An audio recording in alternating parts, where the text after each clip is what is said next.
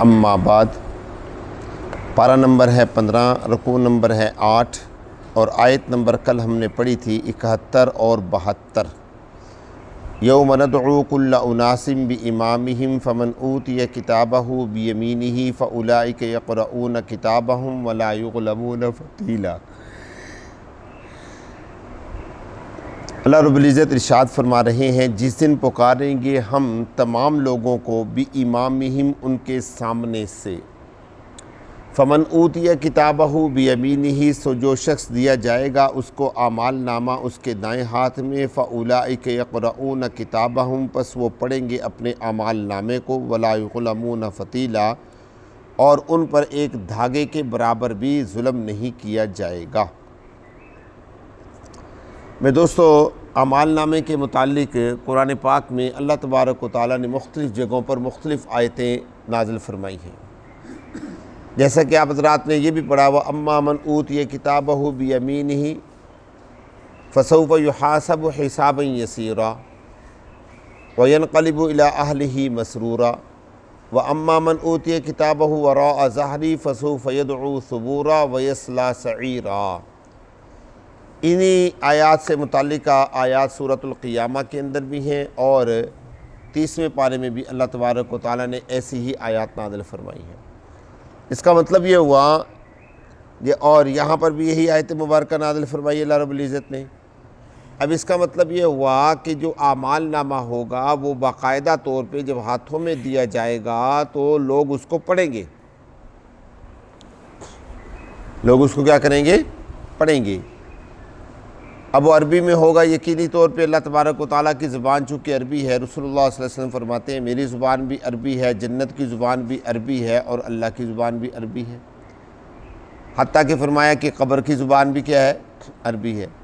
تو اس سے پتہ چلتا ہے کہ جب اعمال نامہ دیا جائے گا تو وہ عربی زبان میں ہوگا اور لوگ اس کو پڑھیں گے، اور پڑھنے کے بعد لوگ خود فیصلہ کر لیں گے کہ میں جنت میں جاؤں گا یا میں جہنم میں جاؤں گا، کیونکہ اس اعمال نامے کے اوپر سارا رزلٹ ہوگا۔ جیسے ہمارے ہاں رزلٹ کارڈ ملتا ہے نا جی، ایک تو سند ملتی ہے، ایک رزلٹ کارڈ ملتا ہے، تو رزلٹ کارڈ جیسے ہوگا ایسے ہی وہ رزلٹ کارڈ ہوگا۔ اللہ تبارک و تعالیٰ اس کے اوپر ساری نیکیاں، سارے گناہ اور اس کے بعد اس کا فیصلہ سارا لکھا ہوگا کہ بھی آپ کے بارے میں۔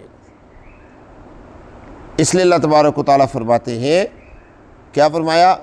یوم ندعو کل اناس بامامہم، جس دن ہم پکاریں گے تمام لوگوں کو بامامہم ان کے سامنے سے۔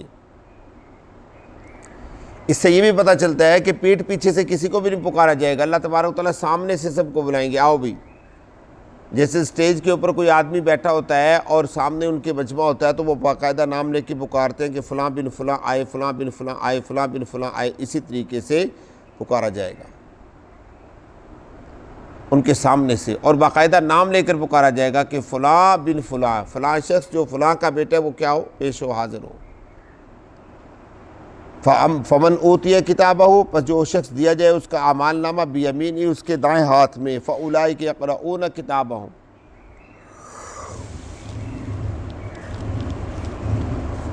اچھا یہاں پر دیکھیے اللہ تبارک و تعالیٰ نے کیا فرمایا کہ جس کا اعمال نامہ اس کے دائیں ہاتھ میں دیا جائے گا وہ اپنے اعمال نامے کو پڑھے گا۔ اس سے یہ بھی بات سمجھ میں آتی ہے کہ جن لوگوں کو ان کا اعمال نامہ بائیں ہاتھ میں دیا جائے گا ان کو پڑھنے کی ضرورت ہی کوئی نہیں ہے، اور جب کسی آدمی کے نمبر اچھے آتے ہیں وہی کھول کر اس کو پڑھتا ہے، دیکھتا ہے یار کتنے نمبر آئے۔ اگر کسی کے نمبر تھوڑے آئیں تو وہ تو دیکھتا ہی نہیں ہے، وہ کہتا ہے کیا کرنا دیکھ کر، جب مجھے پتہ ہے میں فیل ہو گیا میں کیا دیکھوں گا۔ اس لیے اللہ تبارک و تعالیٰ نے یہاں پر کیا فرمایا؟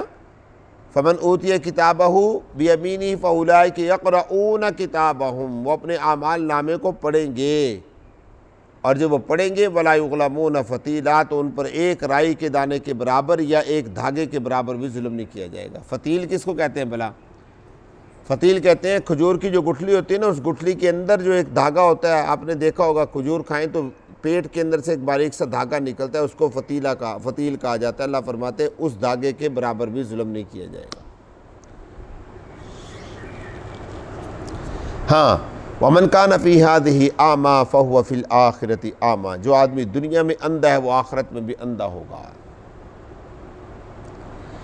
جو آدمی دنیا میں اعمال سے اندھا ہے کہ جس کو بتایا جا رہا ہے، جس کے سامنے سب کچھ ہے، اس کے باوجود وہ کیا کرتا ہے؟ اس کے اوپر عمل نہیں کرتا۔ فَهُوَ فِي الْآخِرَةِ أَعْمَىٰ، اللہ فرماتے ہیں کہ وہ آخرت میں بھی کیا ہوگا؟ اندھا ہوگا۔ اب آخرت میں اندھا ہونے کا کیا مطلب ہے؟ ایک مطلب تو اس کا یہ ہے کہ وہ حقیقت میں اندھا ہوگا، اس کو واقعتاً نظر نہیں آئے گا، وہ بالکل اندھا ہوگا۔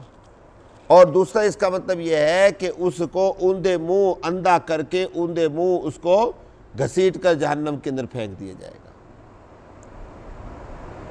جو آدمی دنیا کے اندر اندھا ہو گیا، اب اندھا دنیا میں آدمی کسی بھی وجہ سے ہوتا ہے۔ کیا مطلب ہے؟ دنیا میں اندھا ہونے کا مطلب ہے نیک اعمال کی طرف نہ آنا، گناہ کی طرف جانا۔ یہ مطلب نہیں ہے کہ آدمی جو دنیا میں اندھا ہے اس کا آخرت میں بھی کوئی کام نہیں ہے، یہ مطلب نہیں ہے۔ جو دنیا میں جسمانی طور پہ اندھے ہیں ان کے بارے میں تو آتا ہے کہ انہیں حضرت شعیب علیہ السلام کے جھنڈے کے نیچے کھڑا کر کے انہیں ان کے ساتھ جنت میں داخل کیا جائے گا۔ یہاں پر اندھے سے مراد ہے جو روحانی طور پہ اندھے ہو گئے، جو اللہ کی طرف توجہ نہیں کرتے، نیک اعمال کی طرف نہیں آتے، ان کا وہ مراد ہے۔ وَأَضَلُّ سَبِيلًا، اور اللہ فرماتے ہیں کہ سب سے زیادہ گمراہ وہی ہے۔ اللہ تبارک و تعالیٰ مجھے اور آپ کو فہم نصیب فرمائے، باقی انشاءاللہ کل کی مجلس میں عرض کریں گے۔ الحمدللہ۔